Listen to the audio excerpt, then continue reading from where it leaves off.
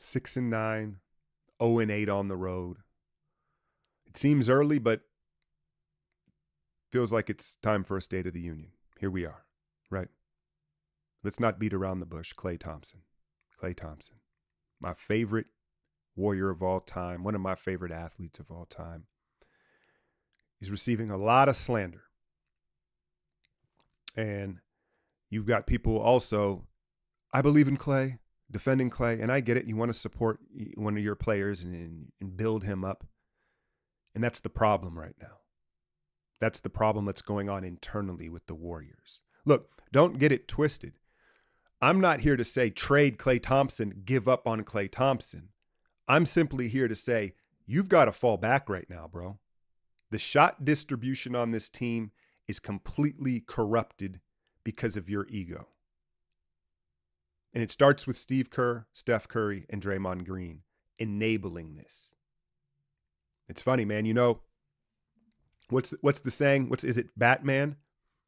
Die a hero or live long enough to become a villain, right? And Klay is quickly becoming the villain, the scapegoat of what's going on here. But to me, in my eyes, I made this video 2 weeks ago. His ego massaging is the root of this problem on the floor. So last night in Phoenix, the second meeting between the Suns, I'm sure most of you know what happened in that first one. Klay gets thrown out, gives Booker the 4 rings gesture, and, you know, it's drama around it. But Book and Klay both acknowledge that they're cool. Like, you know, it was just in the heat of the moment. But you come into this second matchup, should be desperate Warriors team in Phoenix last night, and Klay starts on Devin Booker. And that's the first sign. That's the first sign right there, because on any other given night in this matchup, it'd be Andrew Wiggins on Devin Booker, right? That's the logical matchup. Hey, their best scorer will put our best defender on him. No. Klay's got to go mano a mano with Booker, right? Like, hey, we got to make sure Klay's happy right now, right? And about halfway through that first half, he's getting eaten up. Fouls, right? He's just, so you take him off, you put try DiVincenzo on him, or Wiggins. I know Wiggins had 2 fouls, but that's never stopped them before. No, they don't do that. They start trapping Booker. They're like, hey, we'll just send 2 at him.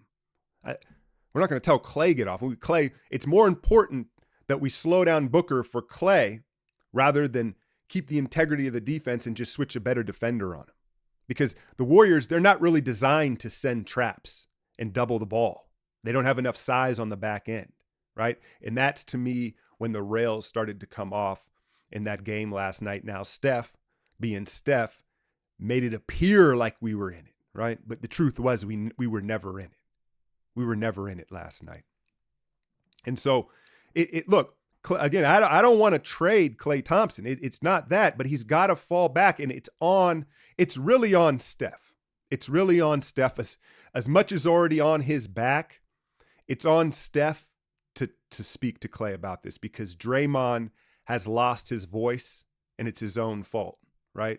But you can see Draymond biting his tongue. He would have been the one in the past to say something. And so now it falls on Steph and Steve. And this finessing, this patting on the back of Klay Thompson is just not the way to go about it. What did Steve say post-game?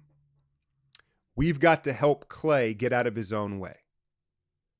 Hopefully that's translates to Klay has to fall back. We've got to give Klay some tough love. That's hopefully what that meant. And maybe the light bulb went off, and they are not. I think they knew this the whole time, but they're going to have to switch strategies with Klay. And, you know, it's not even that he's struggling. We know that people are quick to point out he struggled to start seasons before. It's the way he's trying to push through it that's just so disturbing and hurting the team so much, right? And I said it in today's breakdown. Look, we know what he's been through, and we understand his legacy, but that doesn't give him an unlimited pass to act like an asshole and be a bad teammate, because that's what he's doing. That's what he's doing. And Draymond, again, kind of one hand behind his back. We know why. not going to say anything. Steph, the nicest guy in the world, not going to say anything. Steve Kerr, trying to finesse it and do his Phil Jackson, is just patting him on the back. And here we sit with Klay really destroying our offense right now. I know it's hard to hear, and don't throw the hate. I'm just telling it how I see it. I'm calling it how I see it. That's why y'all tune in, right? I'm not one of these media members who's is afraid to say what they're going to say. You're going to hear it. And that's what it is. And so Klay, his role has to be reduced. The shot distribution. What, Poole take 5 shots last night? Wiggins had 11 shots. Why do you think that is? It's cause and effect, right? I'm not saying trade Klay, but he's got to fall back. And so what? If Klay's ego needs to start, okay, fine. Less minutes, less shots. Focus on being a good teammate. That's the thing, Klay. That's the message. Don't focus about your scoring and your revenge, right? Your spite is ruining your game. Focus on being a good teammate and winning games. Dial in on defense, make extra effort plays, and the ball will find you and the shots will start to drop. And the more you go against the grain and keep pushing and chasing all these shots, the worse it's going to get. So at some point here, the record is going to hold them accountable, and they will have to do something about this. It's frustrating, man. So this is a State of the Union. Let's talk Draymond. Again, Draymond did a lot of this to himself, right? With the Poole incident. I think the other aspect of this is the Warriors, we're like, all right, cool. We're not going to suspend you. Poole, here's your bag. Wiggins, here's your bag. Get it, Draymond? You get it, right? That was part of the punishment. And so in turn, what that has also done, I think, Draymond has one foot out the door. And I'm not blaming him for it. Like, the writing is on the wall, right? So you've got he's tiptoeing around the locker room just because of the incident itself. And then the other aspect is he also knows they don't even have the money to pay me. Like, I'm going to be out of here anyway, right? And then the third aspect is physically. What I'm seeing with Draymond is, I know people made a big fuss about he had 0 rebounds in the first half last night, right? He's having trouble elevating. And I know he had a dunk coast to coast. When Draymond dunks the ball, it's not really elevating, right? He gets a big runway and he's got a 7'3" wingspan and he kind of just elongates and punches the ball. It's not about elevating. Elevating for Draymond means off of 2 feet, either at a standstill or with 1 step, as a defender or as a rebounder. He takes 1 step, rotates over and elevates. Or he's boxing out and he elevates. And whether it be age, perhaps it has to do with the back injury from last year, he's having a hard time elevating like he once used to. He was already undersized, right? And so that's what sticks out to me as far as his on-court play and rebounding. He has slid back into not really looking at the basket. The first 4 or 5 games, it was amazing. It was like, are we going to get offensive Draymond, contract Draymond? That doesn't seem to be the case anymore. But I think that those are the 3 elements with what's going on with Draymond right now. Steph, is he, we throw this word prime around. Steph's still in his prime somehow. Like, is he at his peak? This shit looks wild. Right? Like, this is wild, right? And, unfortunately, he's kind of been forced into these performances. And we all know that this isn't sustainable throughout the season. And again, the shot selection and putting Klay's offense ahead of everything else, it's just a trickle-down effect to even Steph is playing more iso ball. He's being a little more selfish, as amazing as he's playing. Right? He's like, all right, it's my turn, right? And that's what Kerr's alluding to with Drew League pickup ball. My turn, your turn. And it starts because of the Klay thing. And as I keep focusing on Klay, and some people are going to say you're blaming too much on Klay, not all of it's them allowing it. It's not just Klay, it's Steve, Steph, and Draymond allowing Klay to do this. Right? He's being enabled. And so, again, as good as Steph looks, we know it's not sustainable. The other aspect of that I'm seeing where it's hurting is he's having to do so much work offensively to generate shots. A lot of the time he's struggling to get back in transition. because he's getting to the hoop a lot. How many times do you see Steph get to the basket? He falls over. It's a crazy shot, right? Now he's got to get up and hustle back. Well, now the floor is unbalanced defensively in transition, right? And he just doesn't have the energy sometimes to get all the way back. He's taken 10 dribbles and made a crazy step back. And right now they don't have the communication to recover in transition. You know, they point, next thing you know, a three ball's up, right? So that is one cost to Steph's offensive explosion. It is ultimately hurting the defense because of where some of the shots are coming from and the energy he's having to use on that end. Now, when he's set and he's there, he's giving full effort. Steph's all on board. The defense it's been amazing, but it's funny too how, if you think about it, this is built around Steph, as it should be, right? He is, of the core three, he's the only one that can look further enough down the road and see like, we got to keep this going, right? Where Klay and Draymond now, they're probably looking, as Wiggins and Poole got paid, they're thinking about themselves, man. It's just dynasties.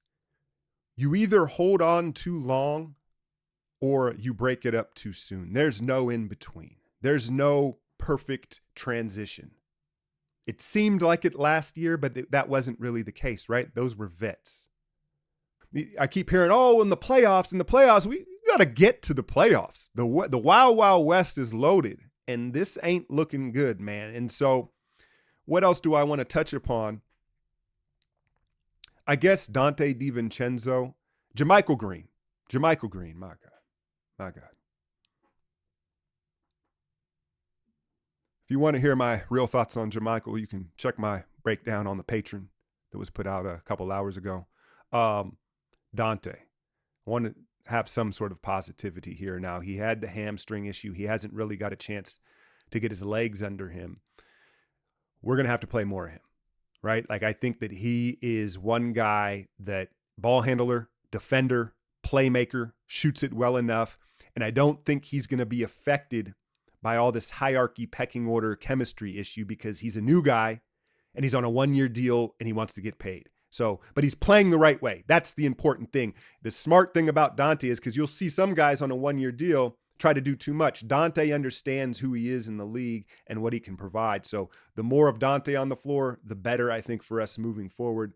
Lamb, as impressive as he's been, he doesn't solve the big situation. You saw the size differential last night, and it wasn't that Ayton put up these crazy numbers. It was the attention that Ayton drew that allowed them to get all those second chance points. And just as a vertical spacer on the roll, we get sucked in, three ball. Why? Because we have no size on the back end. It's pretty early for trade season, and you've heard Jakob Poeltl, Miles Turner. Here's the thing, the Miles Turner contract doesn't work for Golden State if you go in the trade machine. It doesn't. I don't know how you make that trade, right, with just the young pieces. The other day I threw out Mason Plumlee, Nerlens Noel. These are just on a whim, try to bring something in. I have one trade that I think is interesting that makes sense for both sides, and I'll give it to you right now. James Wiseman to the Houston Rockets for KJ Martin and Jason Tate. Say, okay. Probably not too familiar with these guys. KJ Martin, Kenyon Martin's son, is very much in the mold of GP2. The difference being he goes about 6'6", 6'7". So he's a forward instead of a guard. Crazy bounce, crazy athletic, high motor, very good defender. Can he shoot, right? That's what's been the knock, is can he learn to shoot the three well enough to space the floor? Jason Tate, the journeyman, his story to get to the league. He might be chipped up and hurt right now. I don't even know if he's in the rotation. Bulldozing, power guard, kind of in the mold of Lou Dort in Oklahoma City. Not as good, but in that mold. You bring those two guys in, you've got 2+ defenders who immediately their energy and effort will elevate the team. From Houston's perspective, hell, they already play like a club ball team, right? They already play like it's like AAU team. So Wiseman will fit right in there, but their timetable is not now. right? They're looking ahead to the future. And so they give up 2 good role players, young role players. I get it. But to take a swing at Wiseman. That's the best trade that I can come up with. I know it's not that sexy, and it's not a trade that guarantees that things get fixed, but what trade does? Unless you're willing to move a big money player. And I don't think that that's happening, at least not yet. So if you guys can throw your trade possibilities in the comments, and just what are you thinking? Maybe a list of the 3 biggest problems right now. Guess I feel a little better getting that off my chest. We got New York Friday. They'll probably bully the shit out of us. You know, like the context is everything. It almost, like, the L's are one thing, but it's how bad we're getting beating. It just makes it so tough to watch. So hopefully just a spirited effort Friday night. I'm not even asking for the win. I'm just asking for a competitive, spirited effort. Hit that like, share, and subscribe. I'm out, y'all.